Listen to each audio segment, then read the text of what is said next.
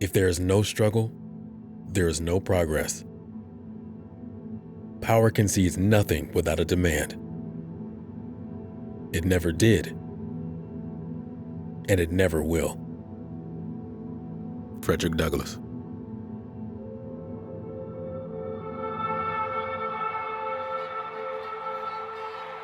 This is a national fight.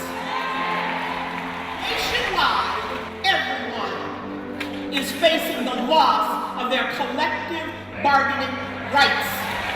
I think it's very interesting that Chicago Public Schools says that we are being aggressive. They keep saying it's your fault. Don't think this isn't personal. This is a tale of two systems, brothers and sisters. One that emboldens the rich and powerful as they seek to crush the dreams and desires of everyday people. All right, so we just heard the cops are trying to shut down our marching ability. Shut it down! There is an uprising taking hold in the city of Chicago. Tonight, the biggest teacher strike in America in a generation is underway. It's the largest teacher strike this country has seen in more than 2 decades. I'm disappointed that we have come to this point, given that even all the other parties acknowledged how close we are, because this is a strike of choice. We want people to understand that this step is a necessary step, and frankly, one that could have been avoided had CPS worked with us from the very beginning. Instead, our kids, the kids in Chicago, belong in the classroom. City officials launched an emergency plan, opening 144 schools for a half day to serve kids breakfast, lunch, and keep them busy. If our kids out here in the street, something might happen to our children. It's frustrating trying to figure it out. It really is. Even though this is happening in Chicago tonight, it could light a fuse in American cities and towns across this country. It is the latest in a series of teacher walkouts. Thousands of teachers in Oklahoma walked their jobs. Strikes in Oklahoma and Kentucky after teachers in West Virginia held out for a 5 severe strike. Today, students Teacher strikes and walkouts have been spreading from West Virginia to Arizona. Today, organizing is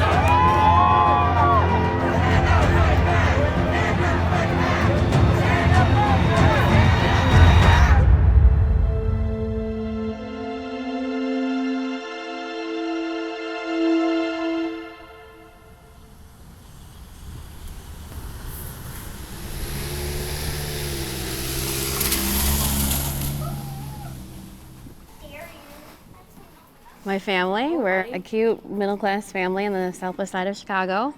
I have 4 kids. I'm a single-parent household. My daughter, she had a great initial experience. Then there was a turn, and then she ended up with a bit of a rough patch. I would pick her up from school every day, and she would be crying after school.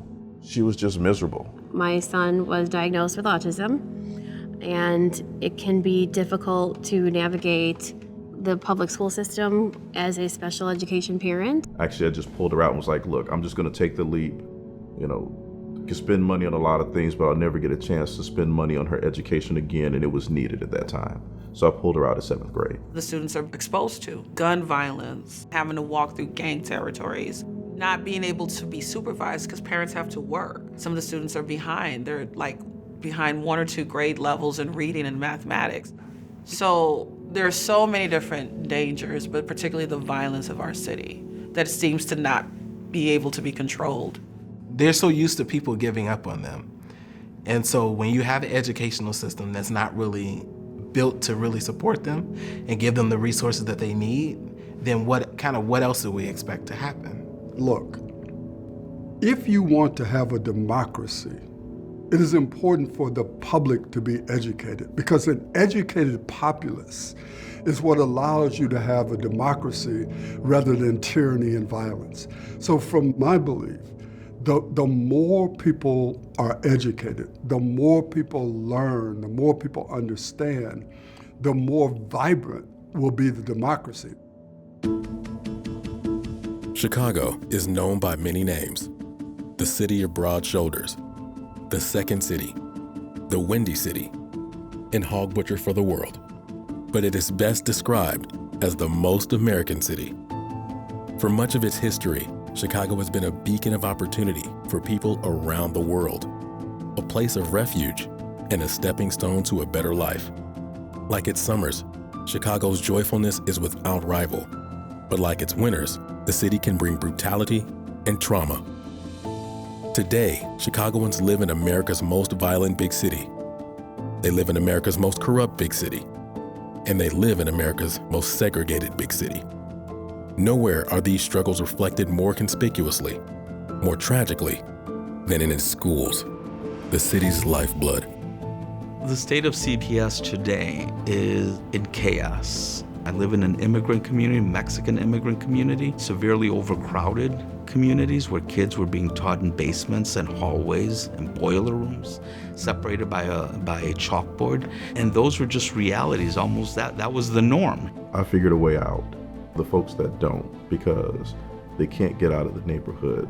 They're stuck in the zip code. You don't wake up winning every day in that situation.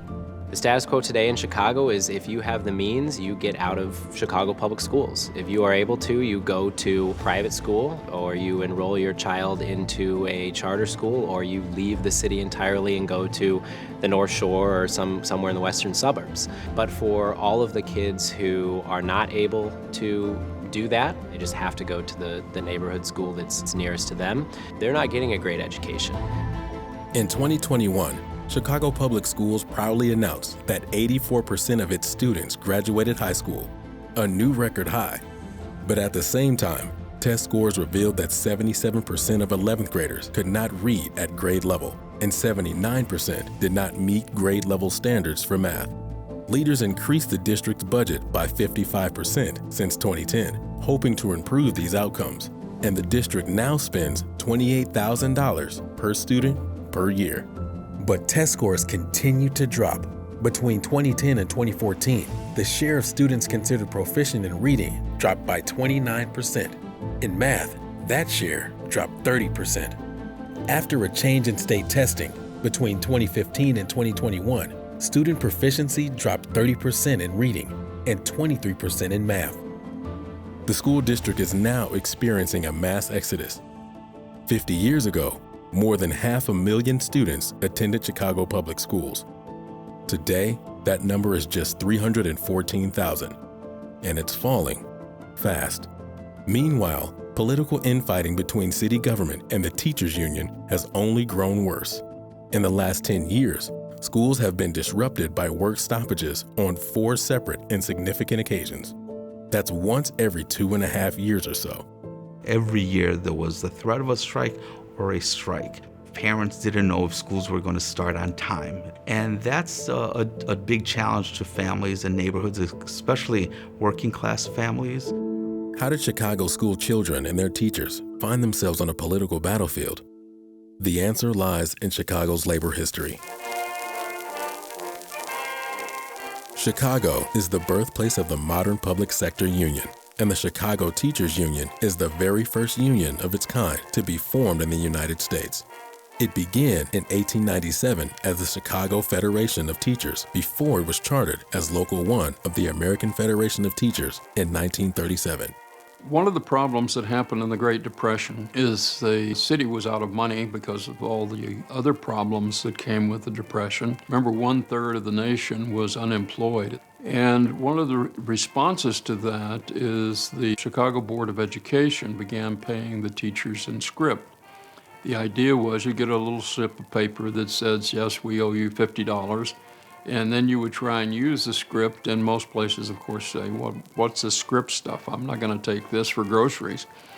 So the teachers were essentially going unpaid. And so the teachers came together. There had been some previous attempts to create unions, and there were multiple little groups. They came together as a single group as the Chicago Teachers Union in 1937. I understand the role that unions have played in this country in creating a middle class. I also understand why teachers' unions were first created, because of what was happening to women and the need for protections. At their inception, unions were created for a singular purpose: to advocate for improved working conditions for their members. But Local 1 was different. From the beginning, Local 1 was one of the largest and most politically active charters of the American Federation of Teachers. It concerned itself not only with labor conditions and the district's racially biased hiring practices, but also with building entrenched political power, and they were willing to strike to advance their agenda. This continued through the 1970s and 80s until the city of Chicago became so frustrated with the constant labor war that local politicians lobbied Springfield to turn control of the school system over to the mayor's office, who then appointed the first CEO of Chicago Public Schools, Paul Vallis. So the legislature, I think just out of frustration over having to deal with the school crisis that would seem to be an annual event in Springfield, the state capital, decided to give complete authority of the schools over to the mayor. If you look at the time in the 90s that brought about sort of the corporate style reforms to education, you had President Clinton, you had Mayor Daley here locally in Chicago, and the business community starting to look at different ways of educating kids beyond just the traditional public school. So when Arne Duncan came in, of course this was after Paul Vallis had come in, we started to see charter school growth across the city. You saw the contract schools that came into play as well, and Renaissance 2010 was sort of putting all that on steroids. In 2001, Mayor Richard Daley replaced Paul Vallis with an upstart and relatively unknown outsider, Arne Duncan. Duncan had a vision to revolutionize schooling in Chicago. His plan was called Renaissance 2010. Among the plan's most controversial provisions was Duncan's push to replace more than 50 chronically underperforming and increasingly empty traditional public schools and open 100 new public charter, contract, and magnet schools. Renaissance 2010, I think, was an effort to multiply some of the successes that were found with charter schools, but it also woke up a radical element in the teachers union that saw this as an affront to what they're about, to their power. And then what came after that was a big fight. My name is Jackson Potter. I'm a member of the Chicago Teachers Union. I started my career at Englewood High School, and they shut us down with Renaissance 2010, so I'm very interested in this issue and what it does. 2005, Arne Duncan comes out and says, Englewood High School is a culture of failure. And the very next morning, the vice president of the union comes to my school, and he says, hey Jackson, today the board's gonna come and tell you guys your school's closing. And I'm like, holy shit, what's going on? And he says, there's really not much you can do. You guys should get your resumes ready. And at that moment, I'm confronted with this realization that this union is not a fighting union. So we began our own organization in 2008, called CORE, Caucus of Rank and File Educators. There was only about 10 people at the first meeting, very small. A lot of people were skeptical, had anxiety, had doubts, but we persevered and we set up events. You gotta identify the root cause. You gotta educate people about why it's happening. And then we got to mobilize to fight back, because nothing less than that was going to work. And I think we've been proven correct. Outraged by the proposed closing of Englewood High School, where he was a history teacher and union representative, in 2007, Potter formed a more radical and militant caucus within CTU to do what he believed the union should have been doing all along. That caucus soon came to be known as CORE, or the Caucus of Rank and File Educators. Well, Jackson Potter founded CORE. I came in with him. I mean, I wasn't part of CORE. We were all activists in the schools. And he built CORE, and then we took over the union. That's what we did. It was a coalition of people that did it. CORE's fear was that the divided union was no longer capable of blocking reform efforts that threatened their ideological vision. Using Renaissance 2010 as a rallying cry, CORE began recruiting teachers to its cause, painting these reforms as an existential threat to teachers, to students, and Chicago's public school system as a whole. In 2010, they won the union's internal election in a landslide. I think showing the world and the country and our city that when you fight, you can win. All of these attacks are not just a done deal. We can fight back and go toe-to-toe with the most powerful politicians and come out on top. Somehow, I found myself in a room with a group that came to be known as CORE, the Caucus of Rank and File Educators. We were a very diverse group, some with deep radical roots and experiences, and others like myself were novices in the world of organizing. And I think for us as socialists, as radicals in the labor movement, one of the critical things is that we are looking at this contract not just in a matter of the material wins and losses in it. We actually have to have a more political discussion about what's been accomplished here, something that understands this as, a battle within a much larger war. We've been saying for the last couple of years that going out on strike and having decent picket lines would be wildly insufficient. That they needed to be nervous not just about whether we would leave the job, but what we would do with the free time. The mayor and the deformers are bloodied, but not gone yet. We must register new voters and run our own candidates. We must escalate our tactics and broaden our support. CORE swept every race, winning election to more than 30 positions, including all 4 key leadership positions. This included Jackson Potter as trustee, high school teacher Jesse Sharkey as vice president, and a fiery new militant president named Karen Lewis. Let's be clear. This fight is for the very soul of public education, not only in Chicago, but everywhere. We are talking about organizing, an organizing union. We need to energize our membership. And our membership is energized when they are empowered, when they have the knowledge of the contract, not just the people at the top. Karen Lewis was charismatic, but she was forceful, and she made no bones about what her agenda was. Start me some trouble! That's my middle name. And Arnie Duncan, this guy who has the nerve to stand up and say, education is a civil rights issue of our time. Now, he went to private school, because if he had gone to public school, he'd have had that lisp fixed. Don't go do sellout work and then try to sell that to your members. Because that's what they want. They want us all afraid. We are in a country now where people say, you should be happy to have a job. So that anything anybody does to you, strip away your dignity, keep you on your knees, you should be happy. No. I'm not singing that song. They promised wage increases, they promised wholesale change, they promised a difference in the way in which the union worked with the city. They were determined to actually build a movement. She understood that in order to enact her agenda and the agenda of the CTU, she needed to build power, and there was nothing that was going to stop her. There was maybe no better opposing force than Karen Lewis to go up against Rahm, because they were the exact same personality, stubborn people who were effective communicators and who stood their ground on what they wanted. Karen brought her members to rallies, and they took over the loop. They organized in neighborhoods and things of that nature, and Mayor Emanuel used the bully pulpit of the mayor's office to get his message across as well. The union was going to make a statement. We're still here, we can still strike, we can still shut you down. And I think that was a big part of it for CTU. For Rahm, it was, I'm not gonna bend. I'm gonna be the strong mayor who's gonna take these people on. I don't think he realized at that point how powerful they were.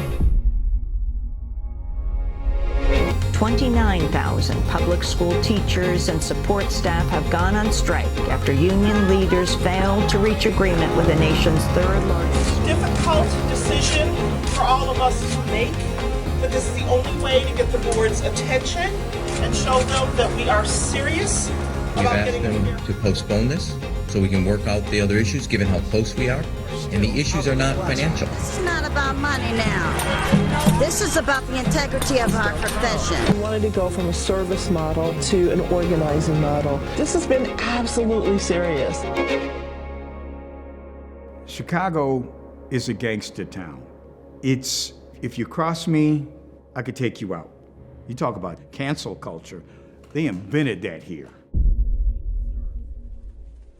CPS seems determined to have a toxic relationship with its employees. We have been belittled, bullied, and betrayed by this administration.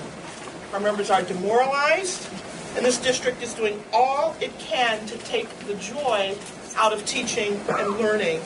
So we call on parents, community leaders, and taxpayers to contact the board now and tell them, give us a fair contract so we can get back to doing what we love, teaching, educating, nurturing our future. Thank you. In June 2012, members of the Chicago Teachers Union with Karen Lewis at its helm voted overwhelmingly to authorize a strike. In September, the union walked out. It was the first teacher strike in Chicago in 25 years, and it lasted for 9 days. Mayor Rahm Emanuel asked the courts to get the union to return to the classrooms and was denied. They're now in a real face-off situation. Mayor Rahm Emanuel has gone to court and filed for an injunction to basically force them back into schools on the grounds that the strike is illegal. Under the laws that govern these sorts of things, basically Chicago teachers are allowed to strike on wage issues, but they're not allowed to strike over issues that are typically determined by the school's Board of Education. And that's essentially what the teachers are doing here.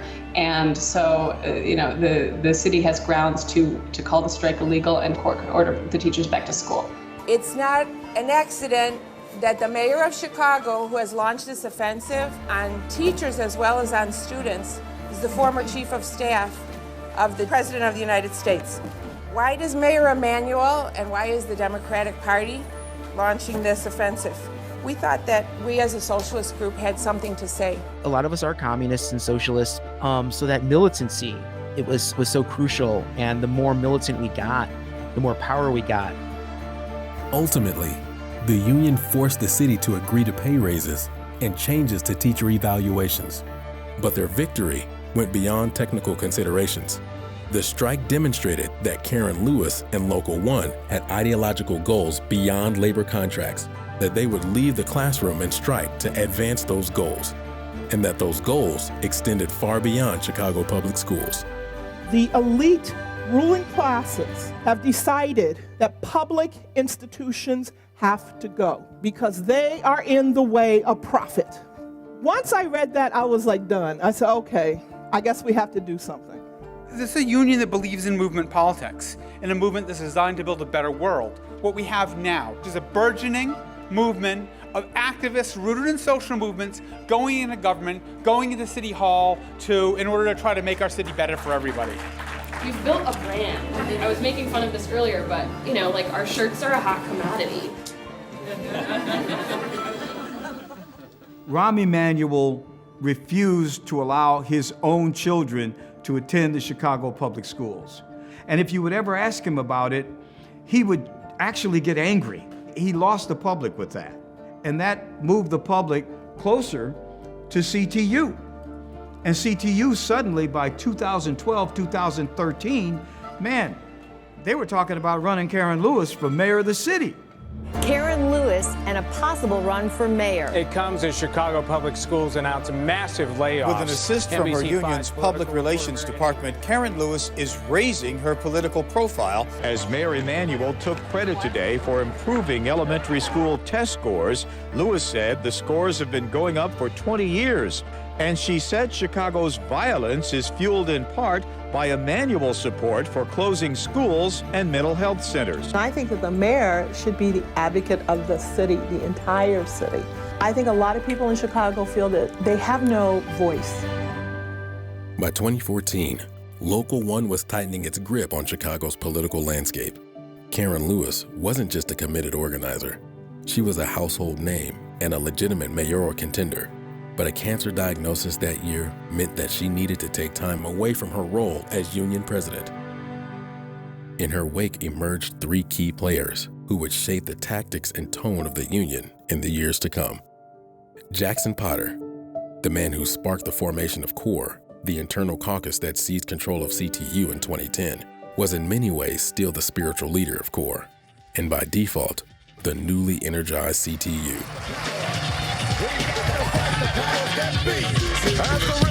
Nothing like a little fight the power, right? You guys ready?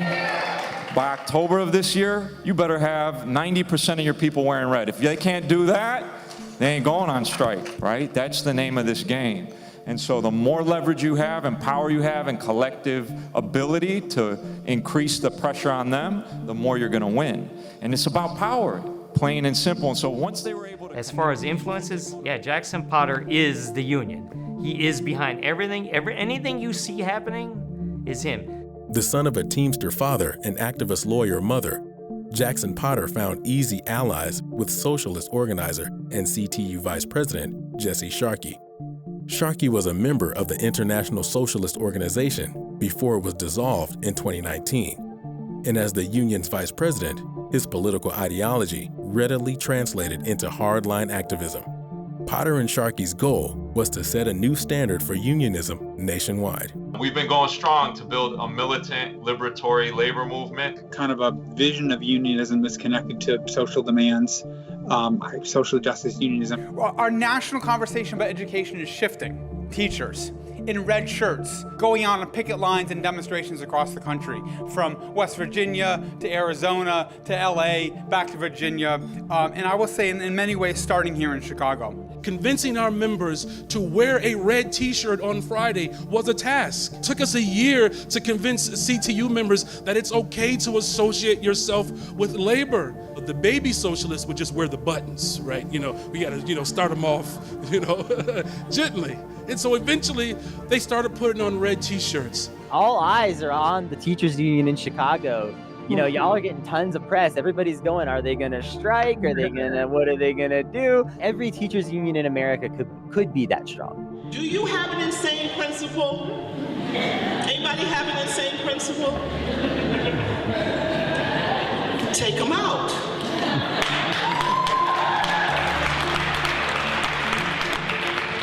What that means is remove them, by the way. You don't piss off the teachers unions. That's like the one golden rule. It's like you don't piss off the cops unions, you don't piss off the teachers unions. And as long as you don't do those two things, you won't get torpedoed, immediately. This new force would need political muscle. That responsibility fell to Stacey Davis Gates, the union's political director and chief lobbyist. Karen Lewis, Jesse Sharkey, Jackson Potter, those individuals and so many others said, yeah, we're gonna draw a line in the sand. We were gonna pick some fights. We are going to fight for affordable housing, fully staffed and resourced schools, and that we were gonna make our work about the common good because we see ourselves as common good practitioners. We're gonna fight for reproductive rights. We're gonna fight for universal child care.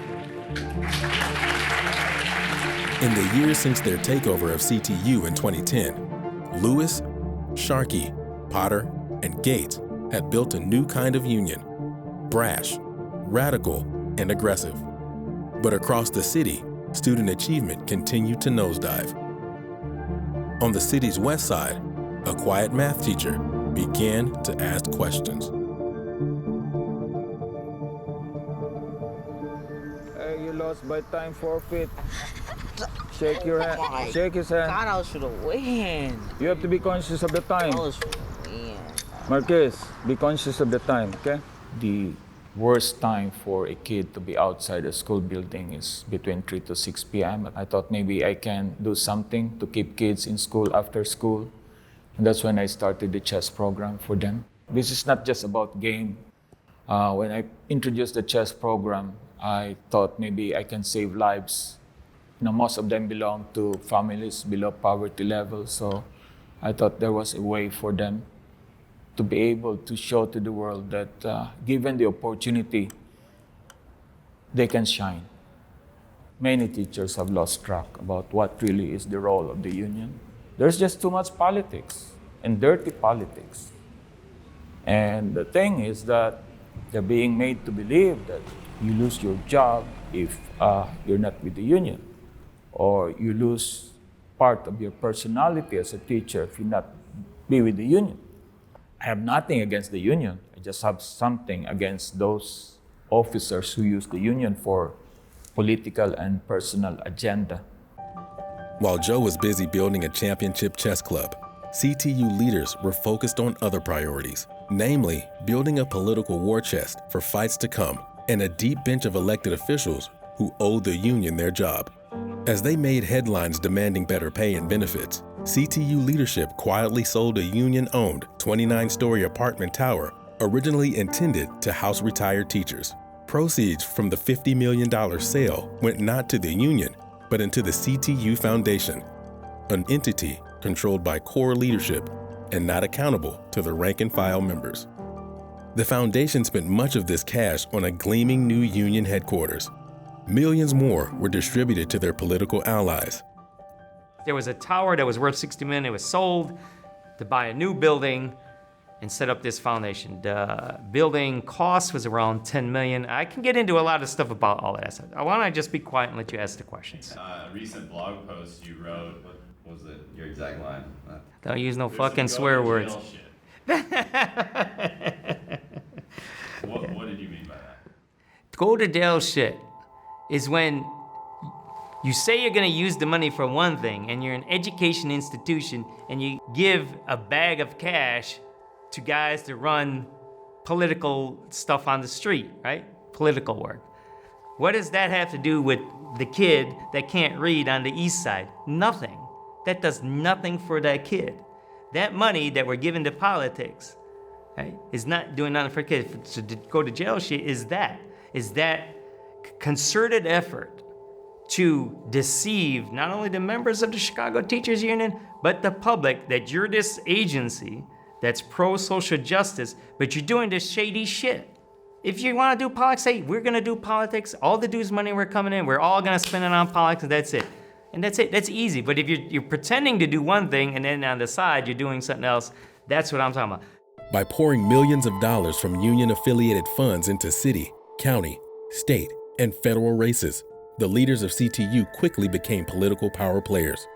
The CTU has become the crown jewel of campaign donors in this area. I mean, they can make a difference, not only because of the cash, but because of the troops. They can put people on the street for you that's a candidate's dream. Unions were important to the Democratic Party, particularly in Chicago, because they could offer two things. First of all, for a lot of the more local candidates, they could provide significant money that would make their campaigns possible. But more important, for both aldermen and mayor and higher level offices, they could provide foot soldiers. It became more and more important to have people like labor union members be able to contact the voters door to door, in person, and also to rally the votes of the labor union members and their families. They've become one of the largest and most active and most aggressive political organizations in the state of Illinois. They not only give to candidates for mayor or candidates that are running in the city of Chicago, they give to candidates all throughout Illinois. According to the union's own financial reporting, less than 20% of CTU spending goes directly toward representing teachers. The remaining 80%, more than $20 million a year, goes toward administration, politics, and other union leadership priorities. One beneficiary was core member and CTU Deputy Political Director Brandon Johnson, who won election to the Cook County Board of Commissioners while still drawing a full-time salary of more than $100,000 from the union. He joined fellow Cook County Commissioner Larry Suffredin, who moonlights as a six-figure lobbyist for CTU. Other major politicians who have received funding and manpower from CTU or its Political Action Committee include 32 sitting members of the 50-member Chicago City Council, including all of the council's first ever members of the Democratic Socialists of America, controversial Cook County State's Attorney Kim Foxx, 26 Illinois state senators, including the Illinois Senate President and the Chairman of the Pension Committee, 57 Illinois state representatives, including the Illinois House Speaker, and the CTU's hand-picked candidate for U.S. Congress, Delia Ramirez. When a public employees union is allowed to make political contributions, let's face it, their bosses are the elected officials. So if they can control the financing of campaigns, then they can control their bosses. And they can basically tell their bosses what to do. Public sector unions, including the Chicago Teachers Union, are able to wield power because families don't have an exit option. The Chicago Teachers Union has political influence in numbers, and it is able to use funding from the tax system to push for policies that hurt families and taxpayers.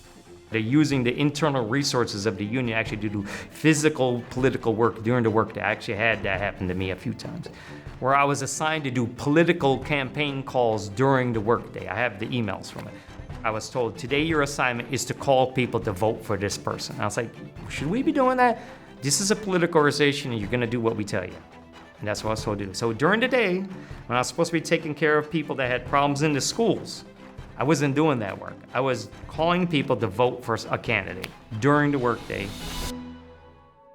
CTU does not win every election in Chicago, but with extraordinary power to strike enshrined in state law, they can entice politicians to bend to their will. In September 2018, Mayor Rahm Emanuel announced he was not running for re-election. With one of its biggest enemies out of its way, the union threw its support behind Cook County Board President Toni Preckwinkle for mayor. Despite her political clout, Preckwinkle's campaign was tainted by ties to indicted Chicago Alderman Ed Burke and lost handedly to political newcomer Lori Lightfoot. Lightfoot was sworn in as Chicago's 56th mayor on May 20th, 2019. By October, the Chicago Teachers Union was on strike again. In the 9 years since CORE seized control of CTU, reading and math scores had plummeted and the district had lost more than 47,000 students. Ifeoma Nkemdi had been a proud member of Local 1 for her entire career. But when the word came that another strike was imminent, she had an unexpected answer. No, there's no way.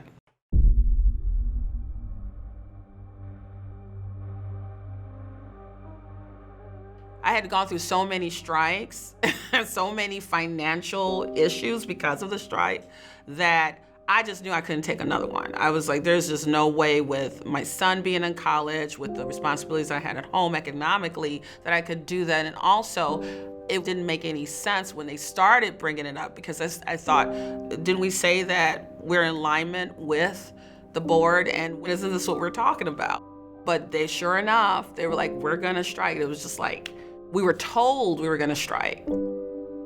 And then closer and closer, it just seemed like there was a wave that went through the building, and all the teachers were talking, and everybody was getting their red shirts out, getting their little cards, their little posters together. And I was like, oh wow, this is really going to happen.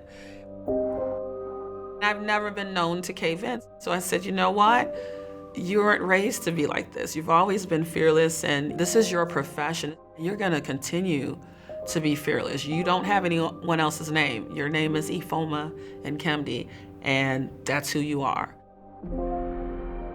When I got to school the next day, it was surreal. Tons of these teachers started coming towards the parking lot. I was like encircled with teachers screaming, and then once I got out of the car and started walking towards the building, the crowd went crazy. And mind you, these are teachers. So I'm stunned with all the vulgarity that I heard, the things that they were saying to me. You liar, you're a snake. And it was scary because it was, I was just shaking. Just imagine your coworkers screaming at you at the top of their lungs. When did it get to this point that this is acceptable behavior? And especially when you're fighting for equity. I'm a Black woman. I'm single. I'm walking into the building to not only fight for my own rights, fight for what I believe in, but also fight for making sure that I can take care of my kids. How dare you? Like, I feared for my life. But Local 1 was determined to make a stand. Again, core leadership demanded higher pay increases, but they also seized the opportunity to bargain for new policies unrelated to teachers' work environments, like affordable housing and a 5-year ban on additional student enrollment in charter schools. These items would typically be left to voters and lawmakers, not a union contract, to decide. National political voices like Elizabeth Warren, Cory Booker, Bernie Sanders, and Joe Biden all entered the fray on behalf of CTU. Classrooms remained closed to Chicago school children for 14 days. Sometimes people fall in love with fighting, and I think that becomes more of the priority. That's when I started to feel unmotivated to continue supporting the agenda, because I just felt like they really enjoy fighting. They really enjoy this whole protesting in the streets. The Chicago public school system faced departing students, low test scores, and a teachers' union locked in mortal struggle with the city government.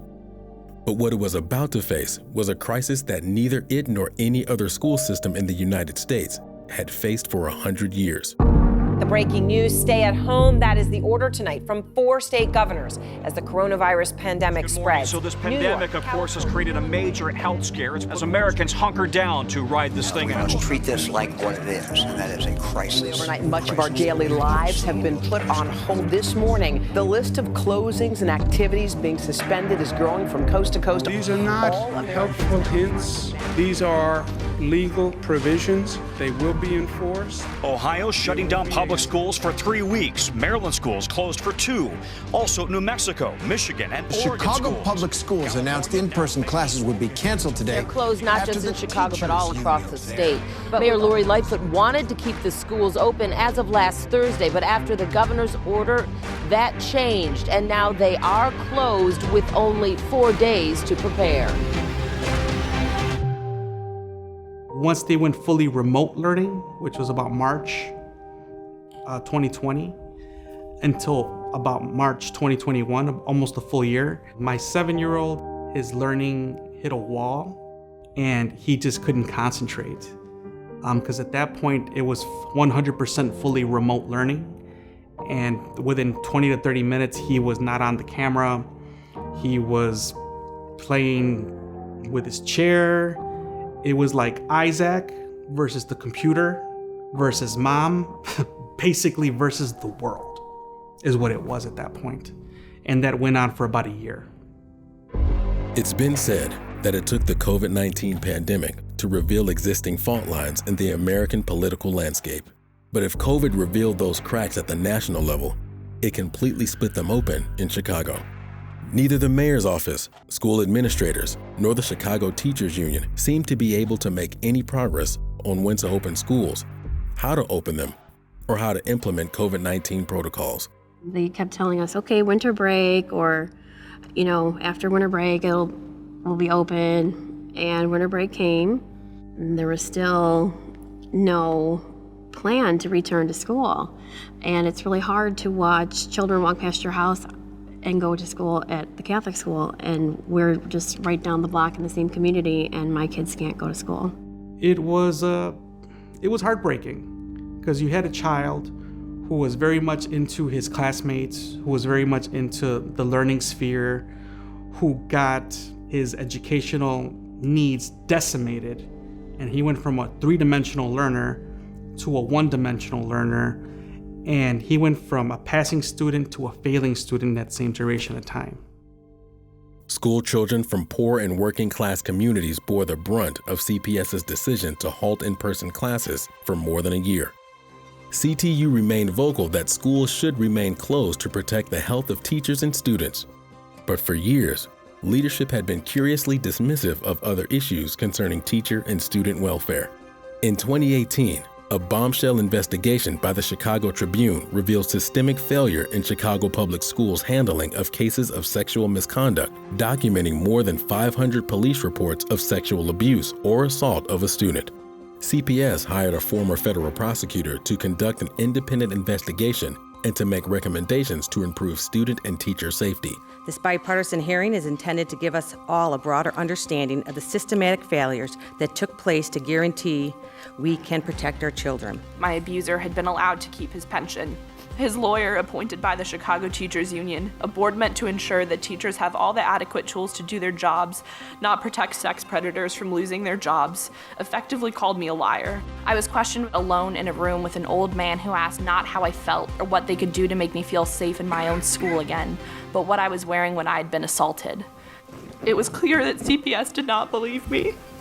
When investigators released their final report, they noted only one person failed to participate in the investigation, CTU President Jesse Sharkey. A union spokesperson claimed emails from the investigator were ignored because they went to a spam email folder, and they had no recollection of repeated phone calls and messages to Sharkey's office. The district also settled a years-long class action lawsuit with more than 400 black teachers alleging racial discrimination after CPS closed underperforming schools. In the settlement, plaintiffs received an average of $12,700 per person. The law firm handling the case, where Jackson Potter's mother, Robin Potter, serves as partner emeritus, received $4 million. John Kugler, a CTU field rep who helped expose Robin Potter's involvement in the case, was subsequently fired by the union. You're talking about injustice. I don't even know what to call that. Nepotism at the highest end? I don't know what it is. So you're a general counsel, you take the stuff, and you make money off it. I mean, that's the backstory, I think. Again, I don't care if she makes money. This is America. This is what this country is built on, right? But if you're saying you're doing it for social justice, if you're saying you're doing power to the people, and you're making $4 million, and the poor teacher that got fired and can't work anymore is only making 10, you're kidding me. It was horrible. In the system, that's nothing that was changed. $4 million versus $10,000 per teacher. That's not good for somebody to be doing that stuff and to be calling themselves a social justice pioneer or whatever you want to call it. I call that fakesters, fake activists. That's what I call that. In January 2022, CTU decided it was time to strike again. This time, in an effort to enforce district-wide virtual classrooms. The city's commissioner on public health pleaded for a return to the classroom. Making matters worse, CTU leadership had already sparked national outrage the previous school year with a single social media post. A Chicago teachers union leader is facing criticism for vacationing in the Caribbean while at the same time claiming it's unsafe for teachers to return to the classroom. As recently as today, Sarah Chambers tweeted to rally special education teachers not to return to work Monday because it's unsafe. But just a few hours earlier, Chambers posted a picture on Instagram that appears to show her poolside in Puerto Rico and talking about going to Old San Juan for seafood. They'd also directed members to refuse to disclose their vaccination status. The Chicago Teachers Union does not yet want its members to tell CPS. This letter from the Chicago Teachers Union asking members wait to respond to CPS's vaccination survey. I don't have a problem with people answering this kind of a survey. I do have a problem with CPS not bargaining it with us. In the 2.5 years since the last work stoppage, Chicago Public Schools lost an additional 25,000 students. If the last 2 years taught us anything with COVID, is that parents should never have to be put in that situation where they have no choice, where they cannot send their kids to a school, where they have to learn through some vague video conferencing, and where kids are being set back further and further, where they have to choose between having a job or staying home to take care of their kids. That should not be the option. We should never be in that position ever again. And more importantly, parents should never be in that position ever again. For millions of Chicago families, the pandemic was unprecedented, but poor student outcomes and bitter political conflict were not. But just 90 miles north in Milwaukee, Wisconsin, where community leaders have been running a different system for more than 3 decades, the school system looks drastically different. It's a system that seems to be working for students like Giselle Vera, who arrived in the United States from Mexico when she was just 14 years old. I like to say it this way because I think this is how I convey the most power in what I've accomplished. Is like, I didn't know what the word valedictorian was or what it meant or how to write it. And then I graduated as my school's first valedictorian. That is like a testimony to the power within me and like the power within my community, where we can accomplish whatever we set our mind to when we have the right resources and the correct opportunities. Milwaukee Public Schools is the largest school district in Wisconsin. Like Chicago, more than 75% of its students are Black or Latino, and more than 75% come from low-income families. But unlike Chicago, those low-income students receive more than just a free lunch. Every year, more than 28,000 Milwaukee students receive an $8,000 scholarship to put toward tuition at a school of their family's choice. The Milwaukee Parental Choice Program is the oldest of its kind in the nation. I think that was my saving grace, that I was believed in by my teachers, by my community, and there was an investment in me that motivated me to keep going. So I think every kid, not only in Milwaukee or in Chicago, but like in our country, should be believed in and invested in. The program's effects have been remarkable, both inside and outside the classroom. Students enrolled in Milwaukee's Choice program are far less likely to commit a crime later in life, more likely to volunteer in their community, and more likely to graduate high school. Studies have also found the program reduced racial segregation in Milwaukee while improving test scores in both private schools and traditional public schools. Dr. Howard Fuller was one of the program's architects. A civil rights pioneer since the 1960s, he has worked for decades to improve the lives of Milwaukee's poor and working class families.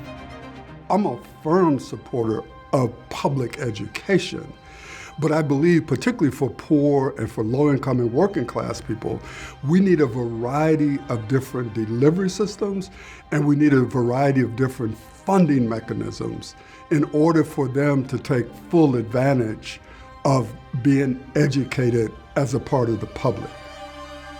It would have been extremely hard to be in the position that I am now without people like Howard Fuller and without the school choice program. It works, and people know that it works, and that's why it keeps growing and it keeps spreading. People want to be part of it. They want a benefit of school choice. I would argue that parent choice in and of itself will not change American education, but you will never change American education without having it in this country, period. Whether you're black, white, brown, or whatever, you are not relegated to a single choice for your children. Certain things take longer than other things, but change is inevitable, right? And it's the people who understand that, who embrace that, are gonna be the people who are gonna be dictating the future. What does the future hold for the most American city and its school children?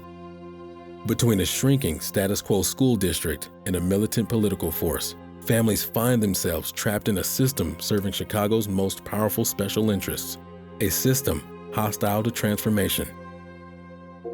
Will Chicago Public Schools finally pursue a path forward that can engage and uplift all of its students?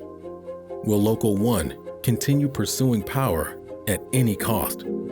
Or perhaps, like Chicago's sister to the north, families will finally find their voice. It's definitely not my grandfather's union anymore. It's not even my mother or my aunt's or my uncle's union anymore. I'm the parent. I have to figure it out.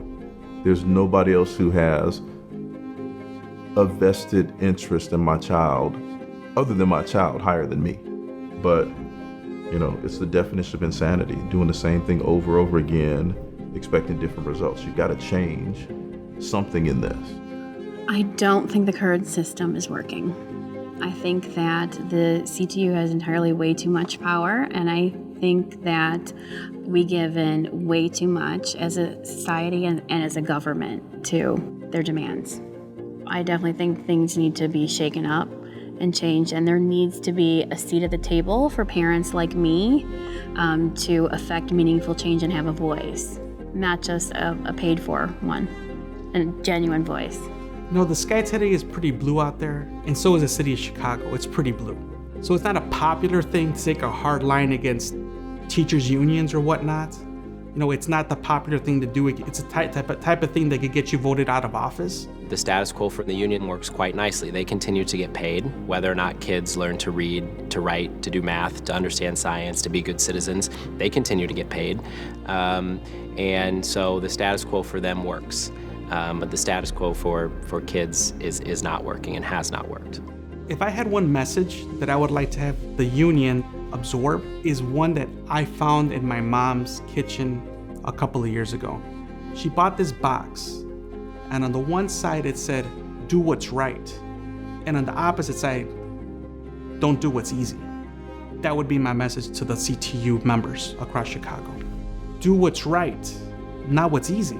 And sometimes what's easy to do is to go along with the people that are the powers that be, and to go along with the stream of the river, and not to stand up for the working class children of the city of Chicago. It seems the politics of the union has gotten so much in their blood You lose track about what really are you there for. You fail to think that you're there for the kids. Ultimately, it's the children who suffer out of this. For a long time in K-12 education, there's only been the employee unions, the superintendent's unions, the teachers' unions, but now there's a new special interest group in town, and they aren't going away anytime soon. That's parents who want more of a say in their kids' education. People are not realizing they need to challenge even the people they agree with, even the people that they're a part of. You have to have a system of checks and balances. It's not their way and that's it. Challenge them. Make them do the work that they say they're going to do. We've allowed a structure to exist that does not well serve a significant number of children. And it continues to exist day after day after day. And so therefore, in my way of looking at the world, we're all to blame. I'm to blame for not doing enough when I had the opportunity. Parents are to blame for allowing it to continue. Teachers are to blame for allowing it to continue. Politicians are to blame. So to me, we should all be pointing fingers at each other. I mean, we need all hands on deck. We need all perspectives on deck. And we are fortunate enough to have diversity of thought here. Let's take that and let's shake things up. And I'm not saying in a radical type of way, but we have to do education differently.